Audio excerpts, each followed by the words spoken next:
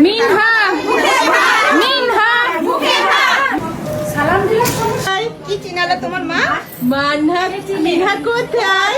এই যে ব্লগ দেখেছে সে চিনে। তুমি আসো। মিনহা কোথায়? এটা বড় মেয়ে। বড় মেয়েটাই। হ্যালো, আসসালামু আলাইকুম। আলহামদুলিল্লাহ, সুন্দর সময় সুন্দর মুহূর্ত অলওয়েজই কাটাই। আজও ঠিক তেমন একটি সুন্দর মুহূর্ত কাটিয়েছিলাম। সকালবেলা এই যে চলে গেলাম এই বাড়িতে চলছে আজ মিনহার মুখে ভাত। বাড়ির ভিতর প্রবেশ করতে না করতে সুরভি আপু এসে এমন ভাবে ওয়েলকাম জানালো, জাস্ট অসাধারণ। শিমু আমার ভিডিও করছিল আর সুরভি আপু এসে বললো আমি মুন্নি আপুকে ওয়েলকাম জানাবো। এত সুন্দরভাবে ওয়েলকাম জানালো। আর এই যে প্রবেশ করতে না করতে দেখি সবাই প্রায় চলে এসেছে, অল্প কয়েকজন হয়তো বাকি। আর টেবিলের দিকে যখন তাকালাম, ও মা, টেবিল ভরা খাবার, এত সুন্দর করে চারিদিকে গোছগাছ করা। সব খাবারই ছিল আমার ভীষণ পছন্দের, যেমন পুডিংটা ছিল, ফ্রুটস তো ছিল, আর মিষ্টি তো আমি ভীষণ পছন্দ করি। আর আমার এই প্রিয় খাবারগুলো আমি খাবো খাবো করছি, সবাই খেতেও বলছিল, বাট ভিডিও এবং গল্প নিয়ে এত বেঁচে ছিলাম, পরে আমি খাবারের কথা ভুলেই গিয়েছিলাম। আর এইদিকে আমার শাড়ির কথা মনে নেই, শাড়ি তো কোনো রকম পেঁচিয়ে চলে গিয়েছে। শিমু ডেকে নিয়ে এই শাড়ি কিভাবে পরেছো, ওর আগে শাড়ি ঠিক করার কাজ। আমি অবশ্য ভুলে যাই যে শিমুকে দিয়ে ঠিক করাবো কিংবা কাউকে দিয়ে ঠিক করাবো, ও নিজে ডেকেই মনে করিয়ে দিল। এইদিকে আন্টি চলে এসেছে, আমি তো আন্টিকে ভীষণ ভাবে পটাচ্ছি, আন্টিকে দিয়ে আজ একটা রিল করবই করব।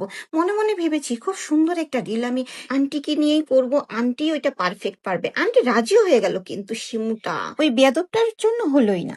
আর এই যে সব মেয়েরা একসাথে ছবি তুলবো, কখনো এতগুলো মেয়ে মানুষ একসাথে বসে পারফেক্ট ছবি হয়? এটা তো ইম্পসিবল। কারণ এ বলবে এই আমারটা হয়নি, ও বলবে আমারটা হয়নি, এই আমি কথা বলছিলাম, এই আমি ফোনে কথা বলছিলাম, এই আমি নড়ছিলাম, এই আমি ওইদিকে তাকিয়েছিলাম, এই আমি হাঁ করেছিলাম। এখানে সব থেকে মজার কথা হচ্ছিল, আন্টি আমরা কয়জন দাঁড়িয়ে ছবি তুলছিলাম, ও মা, এক এক করে দেখি ছবির ওইখানে সবাই ভরে যাচ্ছে। লাস্টে ওরা জায়গা না পেয়ে সব নিচে বসে পড়লো, আর আমরা তখন কি করব, দাঁড়ানো থেকে নিচে বসে পড়লাম। নিচে ঠিক না, সোফার উপরে, কারণ আমাদের পেছনে আর জায়গা ছিল না। সোফায় বসে পড়লাম আর ওরা সবাই নিচে বসে পড়লো। সবাই একসাথে ভীষণ মজা করলাম। আর ওই যে মুখে ভাত স্লোগানটি দিয়েছিলাম। আর এই যে মিনহার বুড়িটা, অবশ্যই মাশাল্লাহ বলবেন, মাশাল্লাহ। ও মানে একদম যখন, কতটুকু বলবো, মুখে ভাত তো ও হওয়ার পর থেকে হয়তো ওকে দেখছি। সুরভি আপু সেই থেকেই ওকে নিয়ে যেত। আর এখন এই যে বড় হয়ে যাচ্ছে, পাশে ওর বোনটা ছিল, ওরা দুই বোন। তারপরে তো খাবার পালা। অবশ্য এর আগে অনেক রিলস ভিডিও অনেক কিছু করেছি, একে একে সবই দিব ইনশাল্লাহ। তো খাবার যখন দেয়া হলো তখন কিন্তু অলরেডি অনেকটা ঠান্ডা হয়ে গেছে, তবে খাবার অনেক সুন্দর ছিল। আমরা সবাই ওভেনে গরম করে করে নিচ্ছিলাম, যার যার মতো শেষে নিয়ে নিচ্ছিলাম, সবাই মিলে এখন খাবার পালা। তবে আমাদের দ্রুত যেতে হবে, যাদের দ্রুত যেতে হবে তারা তাড়াতাড়ি করছিলাম। মায়ান জানেই না যে আমি এখানে এসেছি, ওকে স্কুলে রেখে এসেছি। সকালে স্কুলে রেগুলার ড্রেস দিয়ে চলে এসেছি, বাসায় এসে গোছগাছ করে মনির আমাকে সেখানে যে নামিয়ে দিয়ে আসলো। তারপরে তো দেখলেনি। আর চলে আসবো, সুরভি আপু বলছে না কেক না কেটে যাওয়া যাবে না।